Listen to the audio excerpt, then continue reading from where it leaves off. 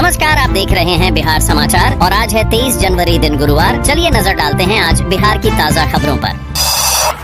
नीतीश को पशुपति ने दिया ओपन चैलेंज। लालू यादव से हाल ही में हुई मुलाकात के बाद पशुपति कुमार पारस ने बिहार सरकार खासकर नीतीश कुमार पर तीखा हमला बोला है। उनका आरोप है कि नीतीश सरकार पासवान समाज के खिलाफ काम कर रही है और यह दलित विरोधी सरकार है। उन्होंने कहा कि पासवान समाज के हक में सरकार को कोई ठोस कदम नहीं उठाए गए हैं। इसके साथ ही पशुपति ने साफ तौर पर नीतीश कुमार को ओपन चैलेंज किया है और उनके खिलाफ संघर्ष जारी रखने की बात कही है। लालू से मुलाकात के बाद उनके तेवर पूरी तरह से बदल गए हैं, जो नीतीश के खिलाफ खुलकर बोल रहे हैं।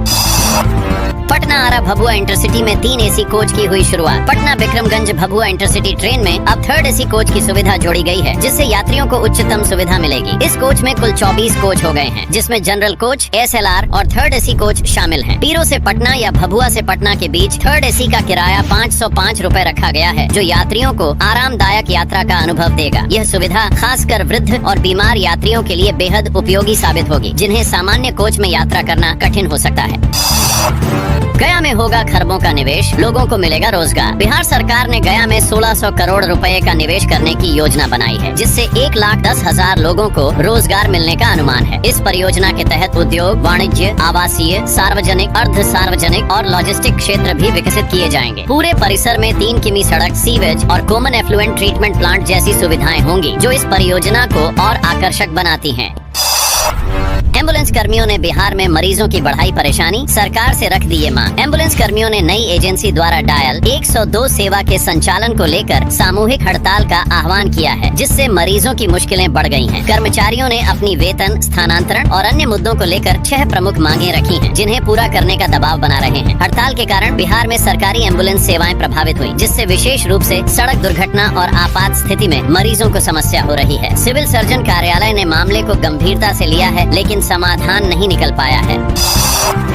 नीतीश सरकार लेगी 10,000 एकड़ जमीन, 5 जिलों में इंडस्ट्रियल टाउनशिप बनाने का विचार। बिहार सरकार ने राज्य में औद्योगिक विकास को बढ़ावा देने के लिए 10,000 एकड़ भूमि पर औद्योगिक टाउनशिप बनाने का प्रस्ताव रखा है। इस योजना के तहत कैमूर, ठाकुरगंज, पूर्णिया, बेगूसराय, सोनपुर और हाजीपुर जैसे क्षेत्रों में औद्योगिक परियोजनाओं की स्थापना की जाएगी। इससे न केवल रोजगार के अवसर बढ़ेंगे, बल्कि राज्य की औद्योगिक स्थिति भी मजबूत होगी। उद्योग विभाग इस पर तेजी से काम कर रहा है और निवेशकों के प्रस्तावों पर कार्रवाई शुरू कर दी गई है। इस योजना का उद्देश्य राज्य के समग्र विकास में योगदान देना है।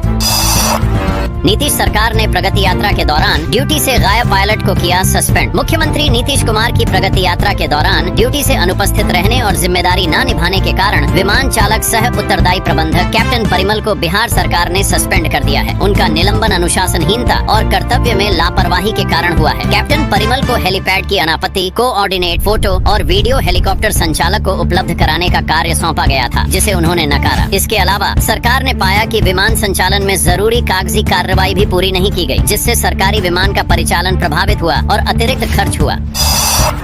26 जनवरी के परेड में शामिल होंगे बिहार के भीम सिंह। भोजपुर के समाज सेवी डॉक्टर भीम सिंह भवेश को 26 जनवरी के गणतंत्र दिवस परेड में शामिल होने का निमंत्रण मिला है। प्रधानमंत्री मोदी ने भी अपने मन की बात कार्यक्रम में भीम सिंह की समाज सेवा की सराहना की थी, खासकर मुसहर जाति के बच्चों के लिए उनके योगदान के लिए। भीम सिंह ने अब तक मुसहर जाति के 8,000 बच्चों को स्कूल में दाखिला दिलवाया है और एक बड़ी लाइब्रेरी स्थापित की है, जिसमें सैकड़ों बच्चे राष्ट्रीय आय सह मेधा छात्रवृत्ति पा रहे हैं। इसके अलावा उन्होंने अनाथ बच्चों की परवरिश के लिए भी मदद की और कोरोना काल में कई मेडिकल कैंप भी लगाए थे।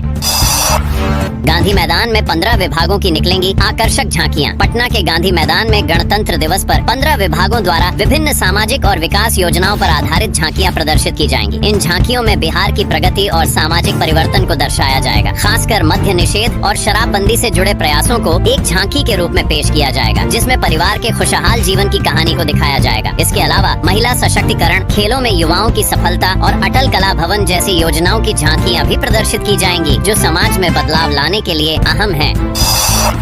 कैमूर के पूर्व विधायक का निधन, पार्टी में शोक की लहर। कैमूर जिले के भभुआ विधानसभा क्षेत्र के पूर्व विधायक डॉक्टर प्रमोद कुमार सिंह का निधन हो गया। वे 3 बार विधायक रहे थे और जदयू के जिलाध्यक्ष भी थे। उनके निधन पर राजनीतिक दलों और नेताओं ने शोक व्यक्त किया है। उनके निधन के साथ कैमूर को एक ऐसे व्यक्ति का नुकसान हुआ है, जिन्होंने हमेशा समाज और सार्वजनिक कार्यों में योगदान दिया। प्रमोद कुमार सिंह की छवि एक मृदुभाषी और ईमानदार नेता के रूप में थी, जिन्होंने अपनी कार्यशैली से सभी को प्रभावित किया था। बिहार सरकार के श्रम संसाधन मंत्री संतोष सिंह और अन्य नेताओं ने उनके परिवार के प्रति संवेदनाएं व्यक्त की हैं।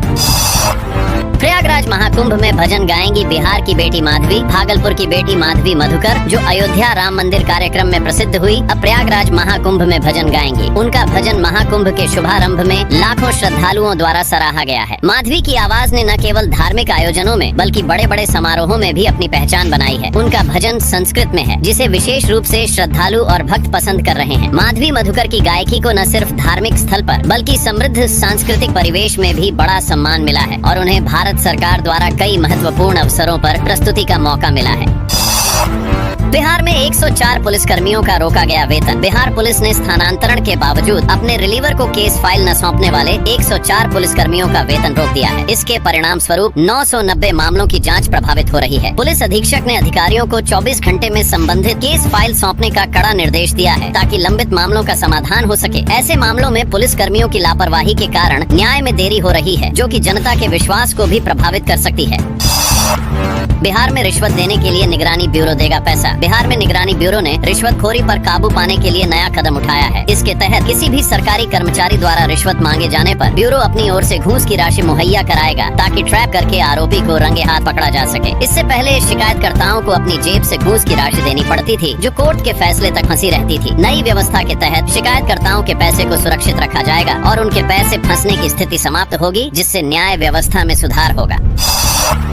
कटिहार नाव हादसे में 7 लोग 3 दिन बाद भी लापता। कटिहार के अहमदाबाद में गंगा नदी में हुई नाव हादसे के बाद से 7 लोग लापता हैं और उनकी तलाश में एसडीआरएफ की टीम जुटी हुई। हादसे में 3 लोग मारे गए जबकि 8 लोग सुरक्षित बाहर निकाले गए। स्थानीय लोगों और एसडीआरएफ के साथ साथ गंगा में जाल लगाकर लापता लोगों की तलाश की जा रही है, लेकिन 3 दिन बाद भी कोई सफलता नहीं मिल पाई है। हादसे में मारे गए लोगों के परिवारजन गंगा किनारे आस लगाए बैठे हैं और हर कोई उम्मीद कर रहा है कि जल्द ही लापता लोग मिल जाएंगे।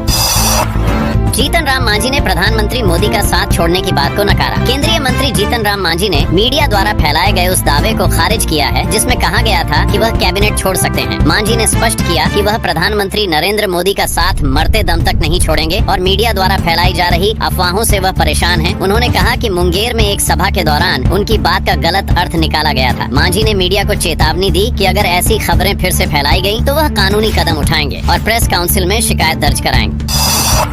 बिहार रेलवे क्लेम घोटाले में ईडी की छापेमारी। बिहार में हुए रेलवे क्लेम घोटाले में ईडी ने पटना, नालंदा और बेंगलुरु में बड़ी छापेमारी की है। इस घोटाले में रेलवे हादसों में मृतकों और घायलों के नाम पर फर्जी मुआवजा क्लेम किया गया था जिससे रेलवे को बड़ी वित्तीय हानि हुई। जांच एजेंसी ने इस मामले में 100 करोड़ रुपए की हेराफेरी का खुलासा किया है और इसमें रेलवे के न्यायिक अधिकारी, वकील और सरकारी कर्मचारियों की भूमिका सामने आई है। अब तक रेलवे न्यायिक अधिकारी आर.के. मित्तल को बर्खास्त किया जा चुका है और सीबीआई टीम इस घोटाले में शामिल अन्य लोगों के ठिकानों पर भी छापेमारी कर रही है।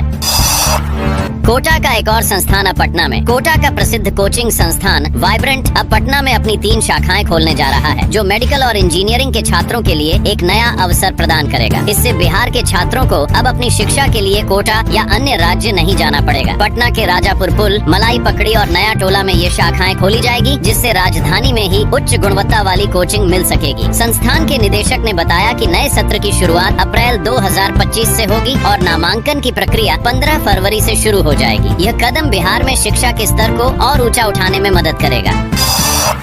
बिहार चुनाव से पहले नीतीश कुमार की जेडीयू ने बीजेपी को दिया बड़ा झटका। बिहार में सत्तारूढ़ जेडीयू ने मणिपुर में बीजेपी के नेतृत्व वाली सरकार से अपना समर्थन वापस ले लिया है जिससे एनडीए के भीतर तनाव बढ़ सकता है। इस निर्णय से मणिपुर में बीजेपी सरकार को कोई खास फर्क नहीं पड़ेगा क्योंकि राज्य में बीजेपी को बहुमत प्राप्त है, लेकिन बिहार की राजनीति में यह एक महत्वपूर्ण संदेश भेजता है। जेडीयू ने मणिपुर के राज्यपाल को एक पत्र सौंपा जिसमें यह घोषणा की गई कि उनका एकमात्र विधायक अब विपक्षी दल के रूप में कार्य करेगा। यह कदम नीतीश कुमार और बीजेपी के रिश्तों में बढ़ती खटास को दर्शाता है जो बिहार की सियासी स्थिति को प्रभावित कर सकता है। खगड़िया में सालाना हो रहा 22 करोड़ का मछली कारोबार देश भर में खास है रोहू की मांग। खगड़िया जिले में मछली पालन और कारोबार से सालाना लगभग 22 करोड़ रुपए की आय हो रही है जिससे यह क्षेत्र बिहार में मछली उत्पादन में अग्रणी बन गया है। यहाँ के मछली पालक रोहू, कतला, सिल्वर, बामी और अन्य मछलियाँ पालकर भारी मुनाफा कमा रहे हैं। खगड़िया की 7 प्रमुख नदियाँ और तालाब यहाँ के मछली उद्योग का आधार है और इनसे उत्पन्न मछलियाँ न केवल बिहार के विभिन्न हिस्सों में बल्कि अन्य राज्यों जैसे बंगाल, झारखंड और उत्तर प्रदेश में भी भेजी जाती। जिले में मछली कारोबारियों को सरकार की योजनाओं का लाभ मिल रहा है जिससे यह उद्योग और भी समृद्ध हो रहा है।